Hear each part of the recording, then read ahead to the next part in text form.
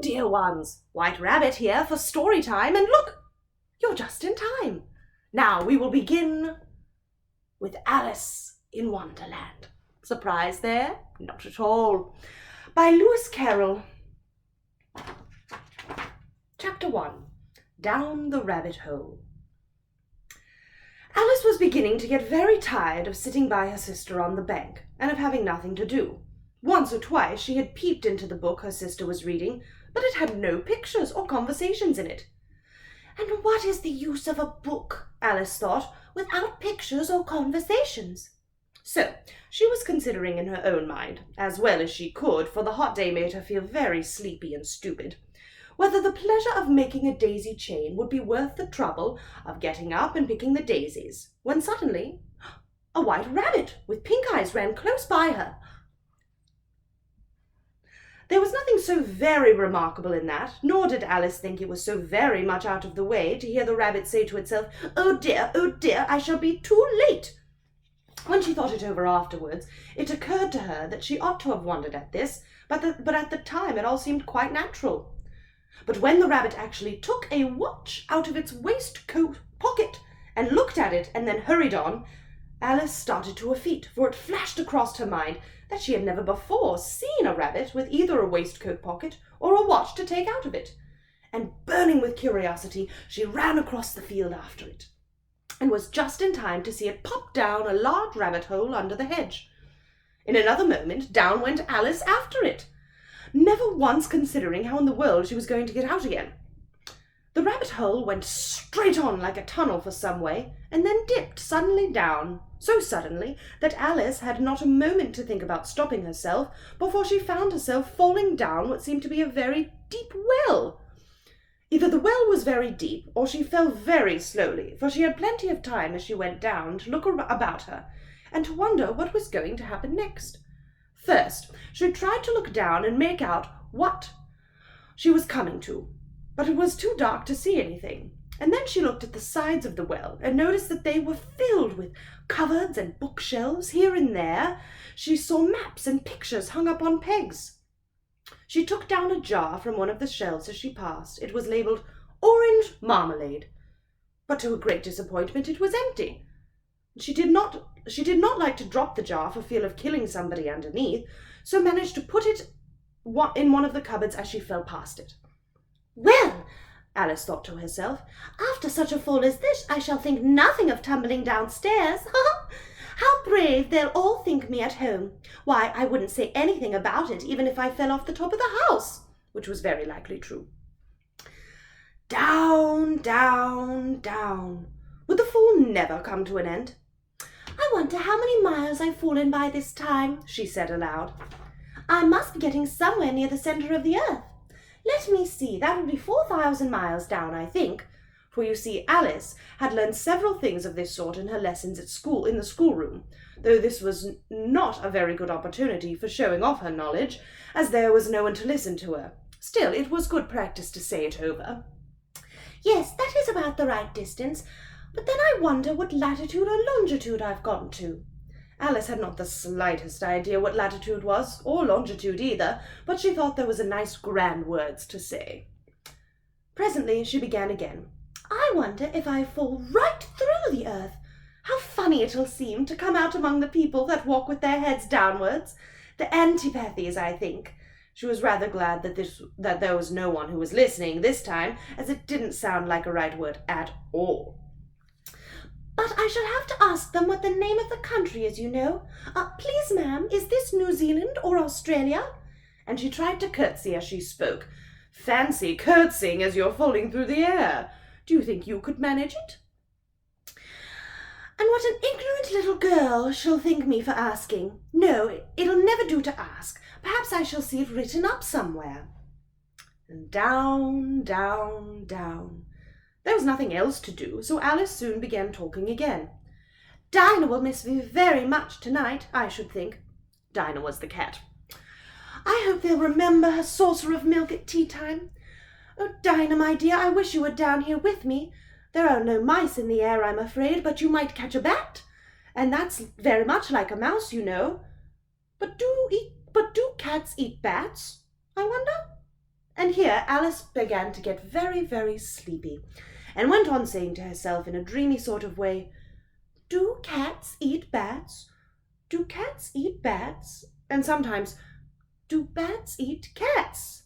For you see, she couldn't answer either question, and it didn't matter For you see, as she couldn't answer either question, it didn't matter much which way she put it. She felt as if she was dozing off, and had just begun to dream that she was walking hand in hand with Dinah, and was saying to her very earnestly, "Now, Dinah, tell me the truth. Did you ever eat a bat?" When suddenly, thump, thump, down she came upon a heap of sticks and dry leaves, and the fall was over. Alice was not a bit hurt, and she jumped up on her feet in a moment. She looked up, but it was all very dark overhead. Before her was another long passage, and the White Rabbit was still in sight, hurrying down it. There was not a moment to be lost. Away went Alice like the wind, and was just in time to hear it say, as it turned the corner, "Oh, my ears and whiskers, how late it's getting!" She was close behind it when she turned the corner, but the rabbit was no longer anywhere to be seen. She found herself in a long, low hall, which was lit up by a row of lamps hanging from the roof. There were doors all around the hall, but they were all locked, and when Alice had been all the way down one side and up the other, trying every door, she walked sadly down the middle, wondering how she was ever going to get out again. Suddenly, she came upon a little three-legged table, all made of solid glass. There was nothing on it but a tiny key, and Alice's first idea was that this must belong to one of the doors of the hall. But alas, either the locks were too large or the key was too small, but at any rate it would not open any of them. However, on the second time round, she came upon a low curtain, and she had not noticed before, and behind it was a little door, about 15 inches high. She tried the little golden key in the lock, and to her great delight it fit. Alice opened the door, and found that it led into a small passage, not much longer than a rat-hole. She knelt down, and looked along the passage into the loveliest garden you'd ever saw. How she longed to get out of this dark hall, and wander among those beds of bright flowers, those cool fountains. But she could not even get her head through the doorway. And even if my head would go through, thought poor Alice, it would be of very little use without my shoulders. Oh, how I wish I could shut up like a telescope. I think I could if only I knew how to begin. For you see, for so many out-of-the-way things had happened lately that Alice had begun to think that very few things indeed were really impossible. There seemed to be no use in waiting by the little door, so she went back to the table, half hoping she might find another key in it, or at any rate a book of rules for shutting people up like telescopes. But this time she found a little bottle on it, which certainly was not here before, said Alice, and tied round the neck of the bottle was a paper label with the words, "Drink me," beautifully printed in large letters. It was all very well to say, "Drink me," but the wise little Alice was not going to do that in a hurry. "No, I'll look first," she said, "and see whether it is marked poison or not." For she had read several nice little stories about children who had gotten burnt and eaten up by wild beasts and other unpleasant things, all because they would not remember the simple rules their friends had taught them, such as that a red-hot poker will burn you if you hold it too long, and that if you cut your finger very deeply with a knife, it usually bleeds. And she had never forgotten that if you drink much from a bottle marked poison, it is almost certain to disagree with you sooner or later. However, this bottle was not marked poison, so Alice ventured to taste it, and finding it very nice, it had in fact a sort of mixed flavour of cherry tart, custard, pineapple, roast turkey, toffee, and hot buttered toast. She very soon finished it off. "What a curious feeling," said Alice. "I must be shutting up like a telescope." And so it was indeed. She was now only 10 inches high, and her face brightened up at the thought that she was now the right size for going through the little door into the lovely garden. First, however, she waited for a few moments to see if she was going to shrink any further. She felt a little nervous about this. "For it might end, you know," said Alice to herself. in my going out altogether, like a candle. I wonder what I should be like then. And then she tried to fancy what the flame of a candle looked like after the candle is blown out, for she could never remember ever having seen such a thing. After a while, finding that nothing more had happened, she decided on going into the garden at once. But, alas for poor Alice, when she got to the door, she had found she had forgotten the little golden key, and when she went back to the table for it, she found she could not possibly reach it. She could see it quite plainly through the glass, and she tried her best to climb up on one of the legs of the table, but it was too slippery, and when she had tired herself out with trying, the poor little thing sat down and cried. "Come, there's no use in crying like that," said Alice to herself rather sharply. "I advise you leave off this minute." She generally gave herself very good advice, though she very seldom followed it. And sometimes she scolded herself so severely as to bring tears into her own eyes. And once she remembered trying to box her own ears for having cheated herself in a game of croquet she was playing against herself, for this curious child was very fond of pretending to be two people. "But it's no use now," thought poor Alice, "to pretend to be two people. Why, there's hardly enough of me left to be one respectable person."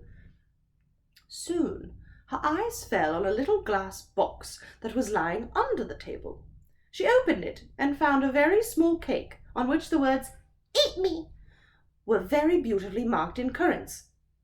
"Well, I'll eat it," said Alice, "and when it makes me grow larger I can reach the key, and if it makes me grow smaller I can creep under the door. So, either way, I'll get into the garden, and I don't care which happens." She ate a little bit, and said anxiously to herself, "Which way?" holding her hand on top of her head to feel which way it was growing, and she was quite surprised to find that she remained the same size. To be sure, this is what generally happens when one eats cake, but Alice had got so much into the way of expecting nothing but out-of-the-way things to happen that it seemed quite dull and stupid of her to go on in the common way. So she set to work and very soon finished off the cake.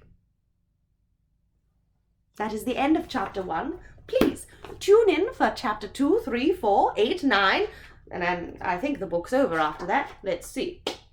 Oh no, 12 chapters coming your way. Have a good day, stay inside, stay healthy. Ta-ta!